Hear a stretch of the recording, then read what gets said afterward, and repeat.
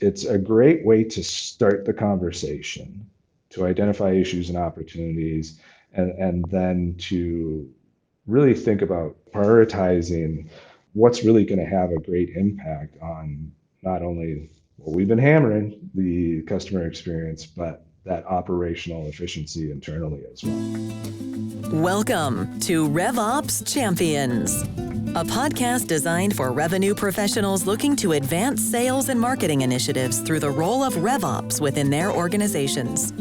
In each episode, we feature leaders who are leveraging technology to drive operational efficiency, revenue, and improve the customer experience. Listen in and learn how to become a better RevOps leader within your own organization. Let's get started.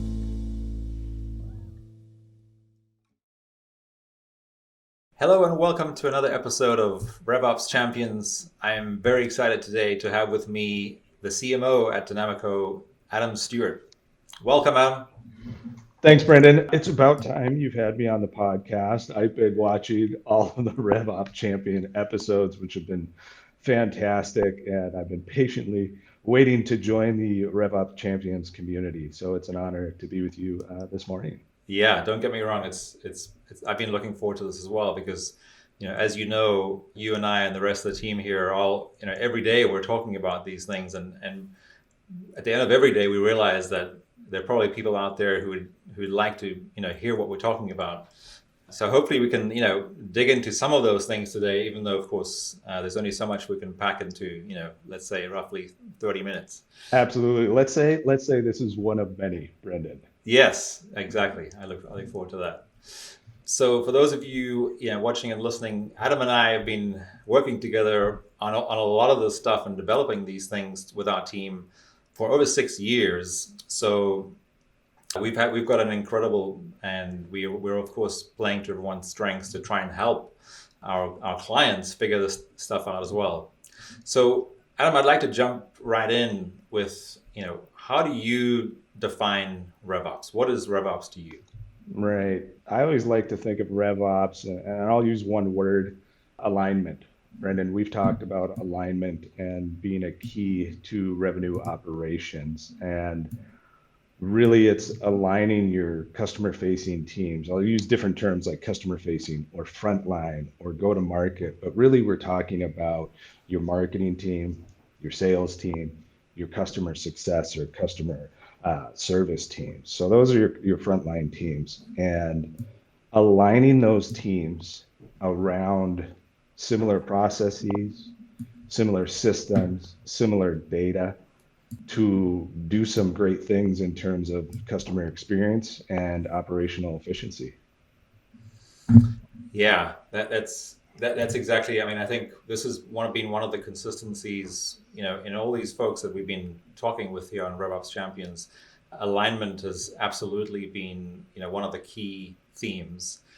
And it's as you were talking about that, I was thinking back, to 3 years ago when we did our Denamico conference, and you and Emily were talking about a lot of these things when we were still trying to figure this out. Right. And of course, 3 years later, there still is no real playbook to what we now call RevOps or revenue operations. But we knew from the work we were doing with our clients already then 3 years ago that data process and technology or technology systems were the three critical components, in addition to, of course, those aligned teams. Right. That if we could figure these things out, would be a clear competitive advantage, because again, so few businesses are doing it to the degree that is possible today, especially with how technology has evolved, just even of the last 6+ years that we've been working together. Right. The evolution of revenue operations has been fun to be a part of. And we didn't really know what we were getting into. We were just responding to clients' challenges, our own challenges, and all these conversations that we were having with businesses who recognized that the way they were doing business was a bit broken. There was friction. There were pain points internally and externally. And so we started discussing different ways to identify what the actual issues were. And to your point, we started with that workshop of talking about the technology, the data, the people, and the processes. And that's a way just to simplify how you approach thinking about your revenue operations as a whole.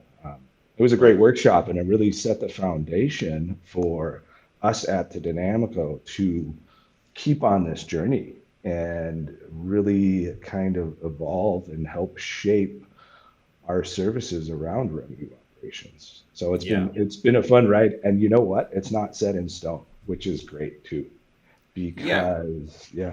Absolutely. Which again, is at the core of what we, at Denamico why we continue to evolve, and what's at the core of our sort of belief system is that, things are going to change, and if you embrace that change, and of course we're talking primarily on how technology is changing the world that we live in, and how technology is essentially changing buyer behavior, and therefore, how we and businesses across the globe have to respond to how buyer behavior is changing.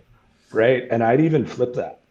I think now it's buyer behavior is influencing the technology versus the technology pushing buyer behavior, which is really interesting.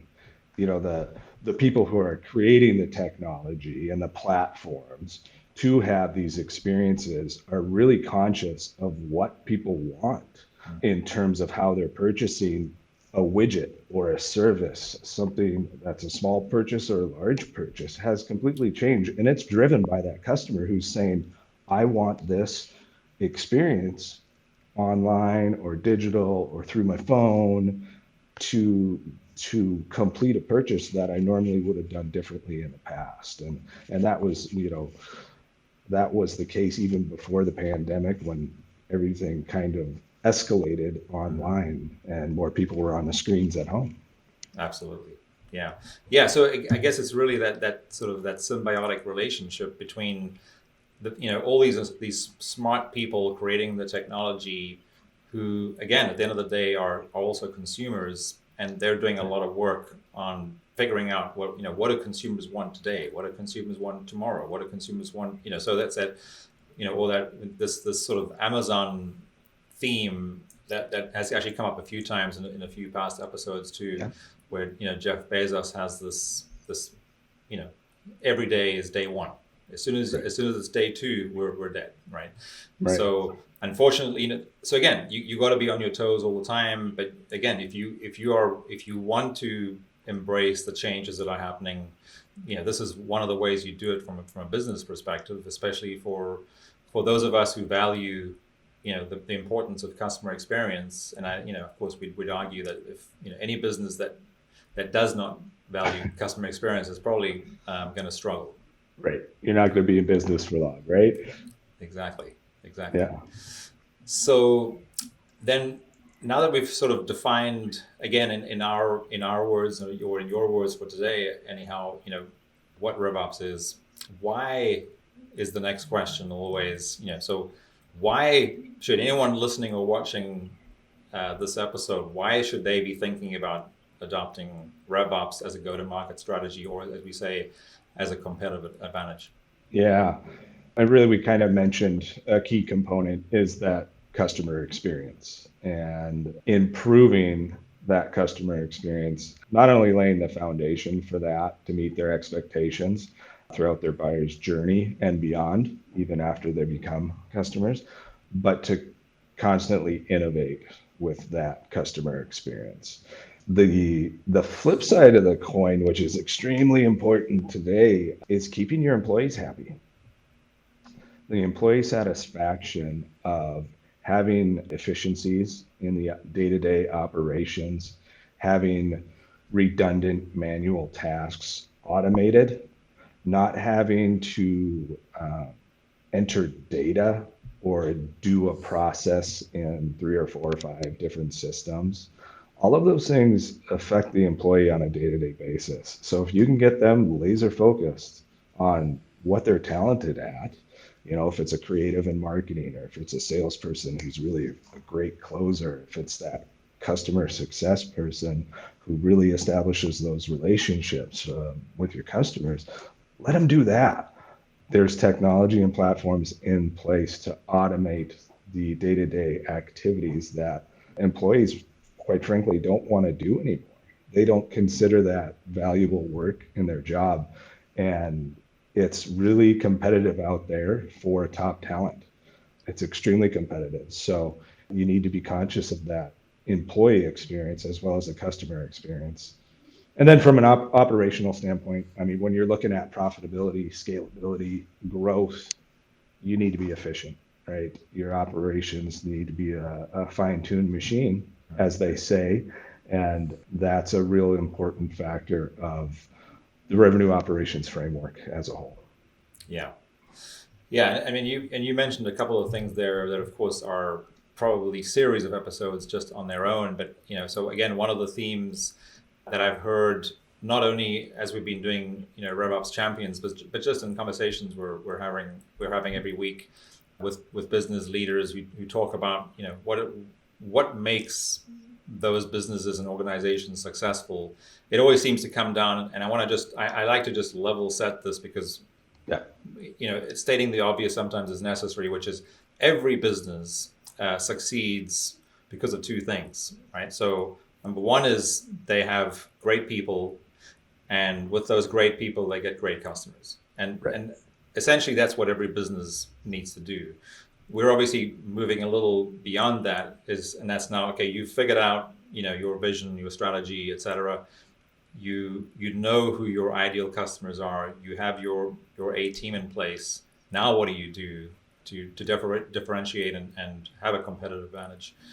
Yeah, that's a great point. And it's a good reminder because we can get caught deep diving in the weeds too. And if we don't pull back and say, okay, do we have great people and great customers, then, there might be other issues there. Right. So no, it's a great point. Yeah. And of course, on that note, especially right now, if you do have great people, again, those people, when they go home, assuming they're not already working from home, once they switch off and take off their work hat, they are consumers. They're online learning, buying things, etc.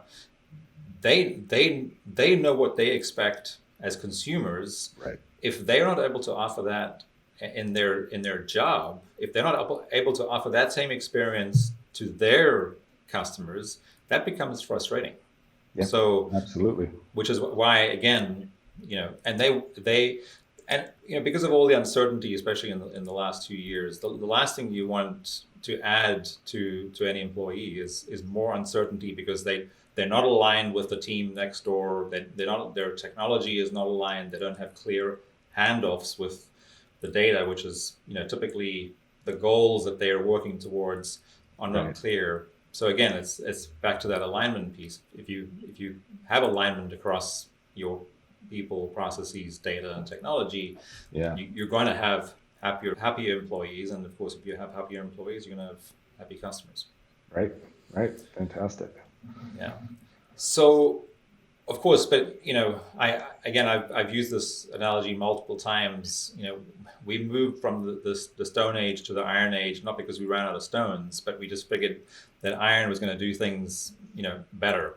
Yeah. And again, I want to preface, everything we talk about here in the same way, right? So, the reason we're putting it out there that folks should maybe check out, revenue operations or RevOps as a new go-to-market strategy or model is not because what they're using is necessarily there's none of it left, but maybe there is a better way because of all the things that we're talking about that make businesses successful, and how we developed.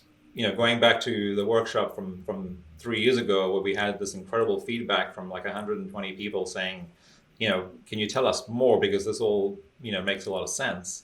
Right. The reason we come up with new solutions is because there are challenges Right.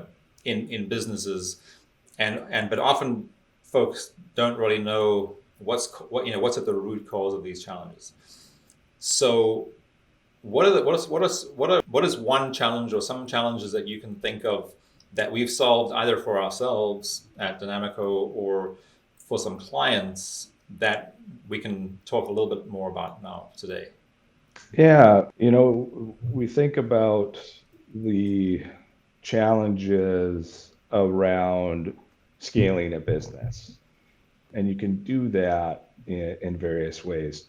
Traditionally, if you wanted to grow your business and things were going well, what do? You hire another salesperson, right? You start building that team. You have them go out all the time. Yeah. to bring in revenue.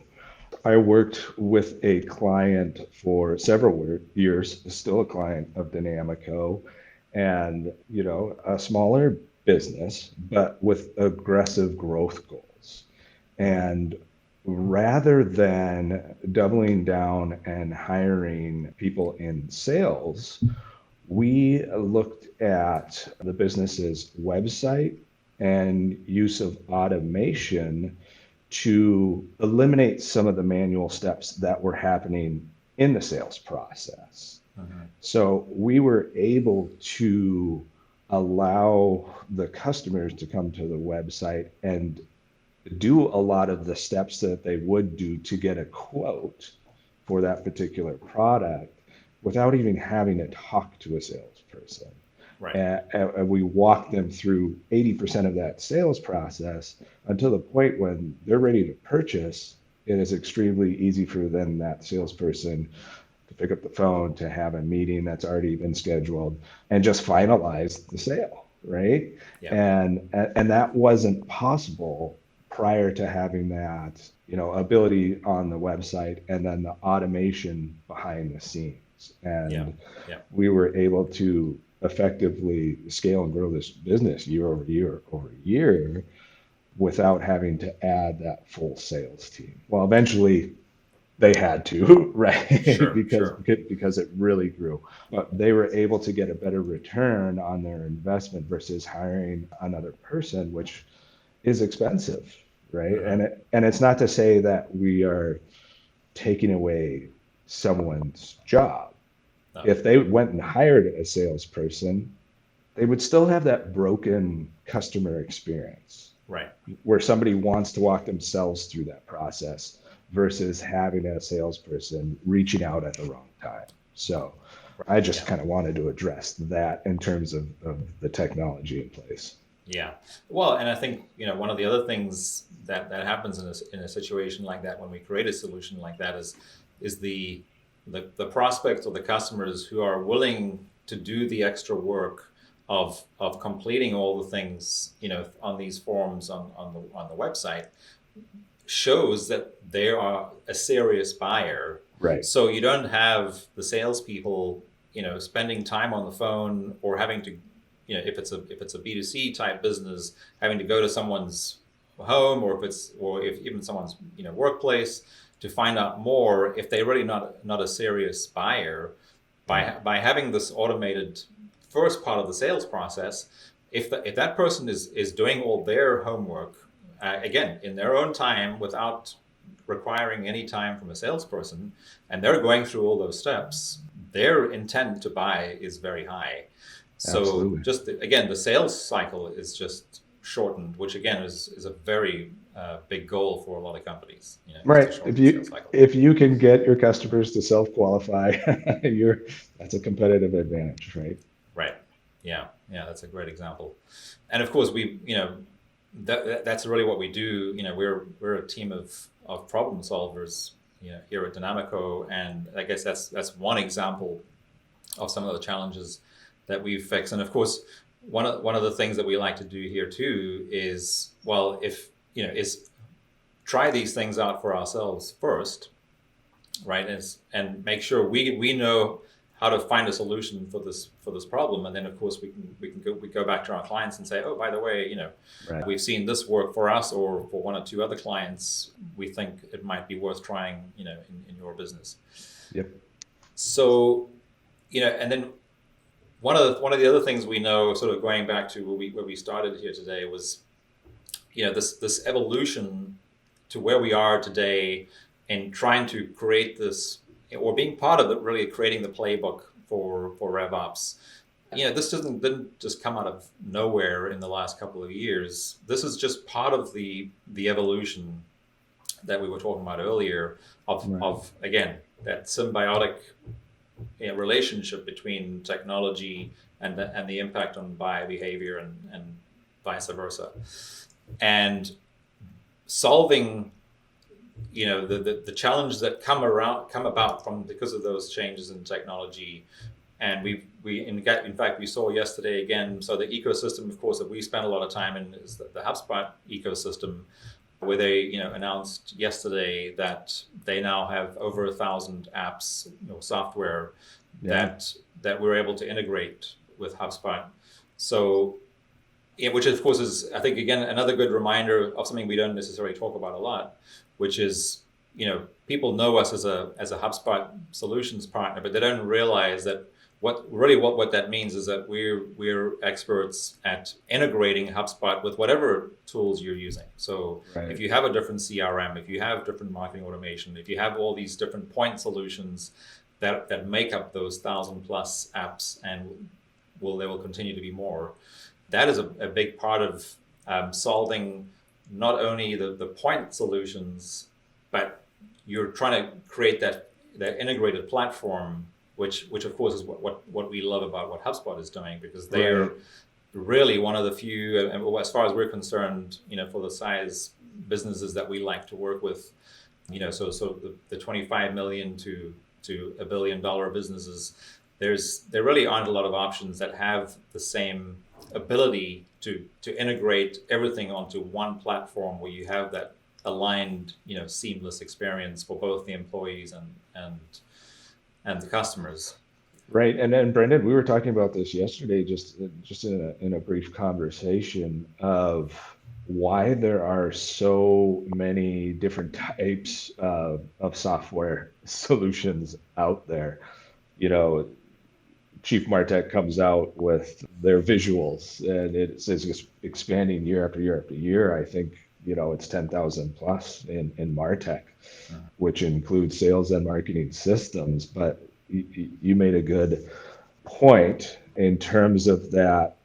In the past, marketing teams, sales teams, customer success teams are using these point solutions to solve for a very specific use case in isolation. And so teams just start bringing in all these different solutions without thinking about across the business if the functionality can be shared, or if data can be passed back and forth, or if there are processes in place that would help them implement the technology and use the technology collectively, share that data, make more informed decisions moving forward, and really start growing as a team versus continuing to work in those silos, which traditionally worked in the past. But the speed of business has changed. We always say, the pace of business now is so fast, and you just have to continually evolve. And that HubSpot started as a point solution as well. I mean, they were clearly in the marketing space, automation, email. They recognized that, that's just one facet of what a holistic platform tied to a CRM can do. We're biased, but that's why we love HubSpot, is they're continually evolving, because we need to continually improvise and innovate the solutions that we're providing for our clients, who are ultimately end users of HubSpot. So our services have kind of been in parallel with the evolution of HubSpot, not because the functionality became available, but because we were seeing our clients had different challenges, and that we had to provide these solutions as well. So that's been the fun part of the journey. And it's interesting, because I keep having flashbacks to that workshop in 2019, where you and Emily essentially created this workbook with what we knew at that point. Yeah. On like how do you figure out what you could be improving and where the problems might be, and one of the challenges with these point solutions, and maybe a great question that people should be asking, if let's just say whether they're in marketing or sales or customer service or some sort of other support ops role, if they're considering another shiny object or point solution, for the lack of a better word, maybe the first question they should be asking themselves is, if we implement this point solution, what is going to be the impact on the employee experience and or the customer experience? Right.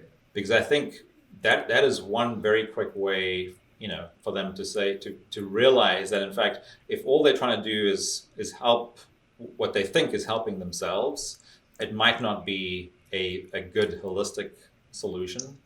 Right. But anyway, we'll get more into that, because one of the things that we were talking about recently too is that with anything that's new and evolving, the most frustrating thing, the uncertainty of not knowing what you don't know, and which of course then leads to where do you start? And I know you've done a lot of work in this area in the last year too, as we've realized that is the most common thing that we see when businesses have said, okay, fine, yeah, we know we have a problem or a series of problems or symptoms of things, but we just cannot figure out, where do we start the fix? Yeah, it's overwhelming when you start thinking about your business, not in terms of, well, we have sales over here, we've got marketing over here. When you start thinking more holistic in terms of, what's going to improve that customer experience, what's going to bring in more revenue, provide more opportunity, get you in the marketplace more, it can be intimidating on where to start. And especially how do you prioritize some of the issues and or opportunities? It's not always negative. I mean, it could just be an opportunity that you need to go after. And so we've really been diving into that, since that workshop and in conversations internally and with clients. And it's really turned into conversations of what I like to call the areas of impact.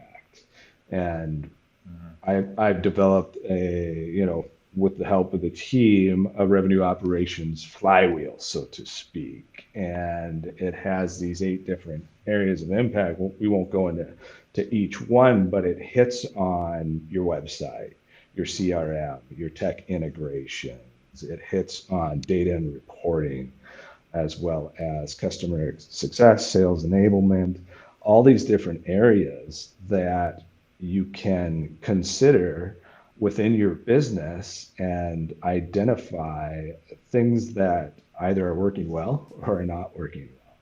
And what we've done is we've turned that into an actual tool, shameless plug, RevOpsScore.com, but it's a way for businesses to go and fill out a series of questions in these 8 areas of impact and get immediate feedback based on how they rate themselves in those areas.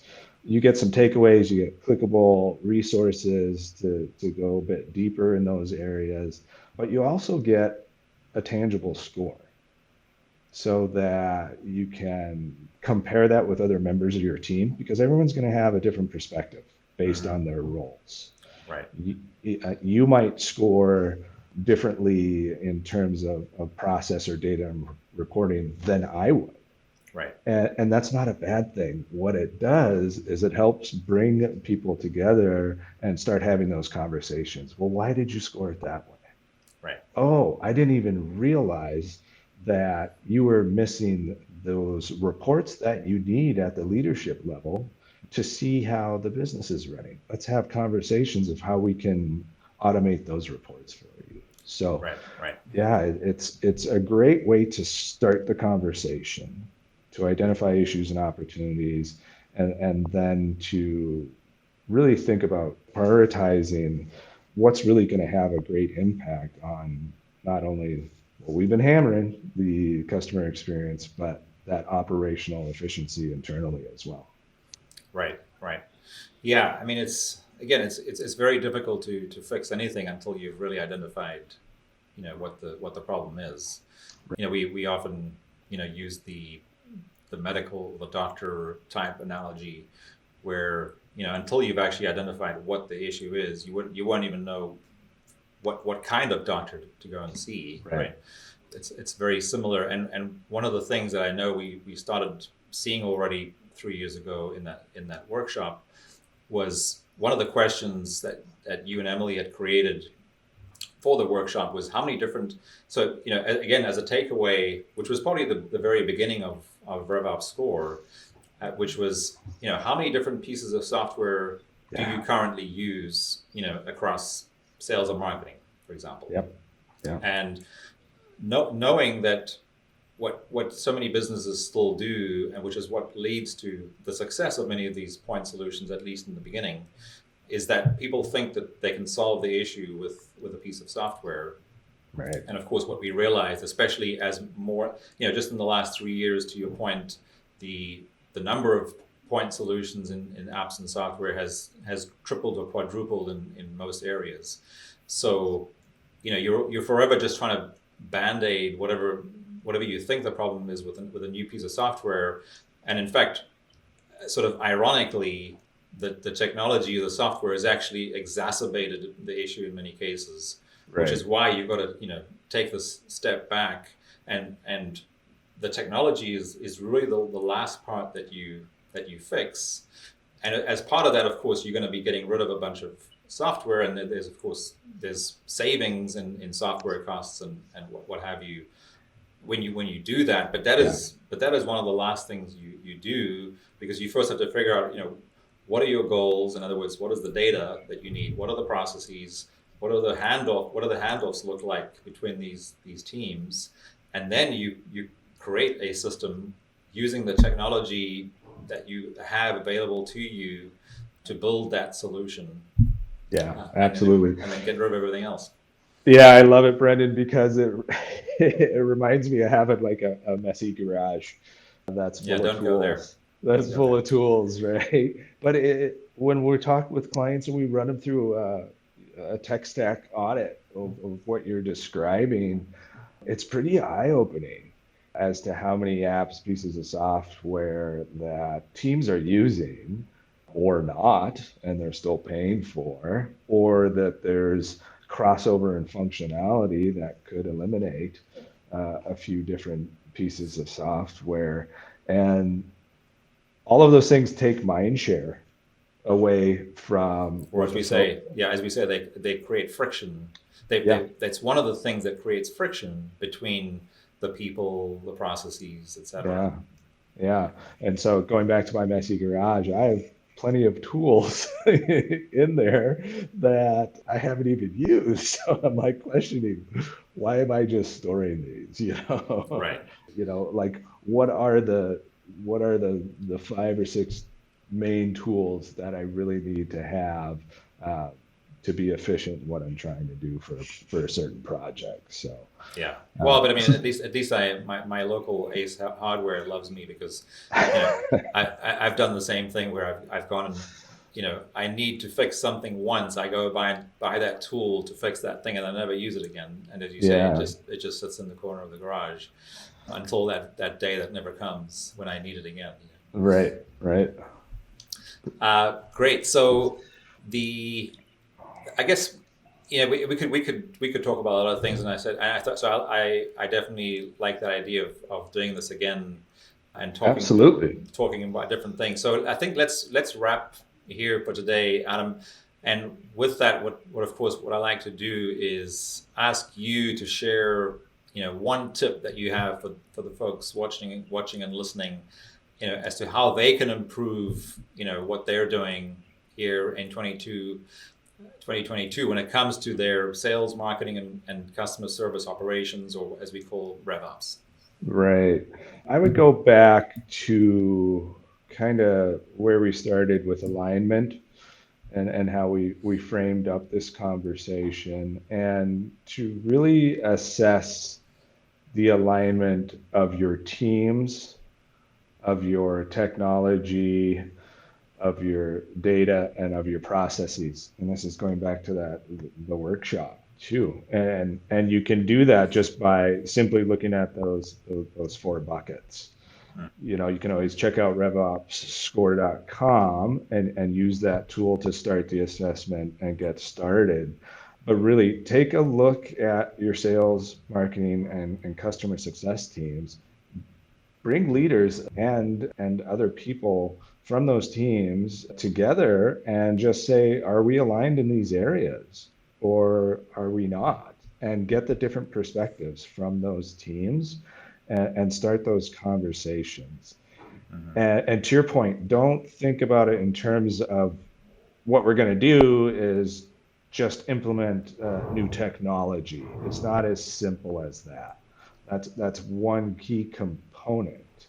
But you know, think higher level in terms of the processes that are in place, and if you're being efficient, and if you're creating a great customer experience, if your employees are in fact happy doing the work that they're doing because they don't have to focus on manual repetitive tasks, then really that sets the stage for conversations around technology, which is where we kind of geek out and where we're looking at the, you know, not only revenue operations, but what's the rev tech that is supporting this drive of revenue operations. Right. Yeah. What is the technology stack that supports your revenue team? Yeah. Yeah. And I guess, yeah, I mean, as we've been digging into this, over the last few years, I think the one thing that's become very clear to me, and it's almost like for me, the two bookends of this whole process are number one is what are your business goals for a given period. Again, most people would probably use a year. You could go 3 years or 5 years, and if you've done a good job with those, maybe you want to look at 90 days. But 90 days is typically too short for the kind of stuff that we're talking about. But let's just say a year. What are the business goals for the next year? And as we're still sort of early in 2022, let's just say for 2022, what are your business goals? And then how do sales, marketing, and customer service, what are going to be their KPIs that support the overall business goals? And then where do we feel there's friction or gaps between those teams, or in those teams when it comes to their processes? Assuming, again, if you figure out the KPIs, then you might already have the data component figured out. So then, is there a process issue that you can figure out? And then once you've got all that figured out, you've got your processes figured out, you've got your teams aligned and speaking to each other, and they all know what they need to do, then you can start getting into the technology piece of it, which is, so what is the technology that we currently have, that we're currently using, and then where is the friction, where are the sticking points, right. Where are the 3 tools that we have that actually do the same thing, where we can get rid of 2 and just keep 1 or whatever. So you have, again, the bookends are the business goals, in this case for the year, and on the other end you have the technology that's going to support your data and your processes to get to those business goals over that time. That's well stated, Brendon. You've been talking to some smart people in these episodes, I can tell. Yeah, I must say I'm loving it, and again, as I've shared with you and a few others on the team, and also my guests, is that one of the biggest benefits for me of doing RevOps Champions, the podcast, has been, the best way to learn is to teach. So again, we're myself and you today, and typically myself and whoever the guest is, we're sharing what we've learned, but we're learning so much in the process, which is a great way to learn. Absolutely. Well, I appreciate you having me on today and being a part of RevOps Champions. And I look forward to seeing how the podcast evolves and any upcoming guests that you have. Yeah, great to have you, Adam. Keep up the awesome work. All right. Thanks, Brendon. Take care. See you soon. Thank you for checking out this episode of RevOps Champions. This show is powered by Denamico, a HubSpot consulting firm, helping businesses level up the technology systems that power their ability to scale. If you enjoyed what you learned in this episode, make sure to follow RevOps Champions wherever you listen to your favorite podcasts. Or visit RevOpsChampions.com to get immediate access to all of the latest episodes.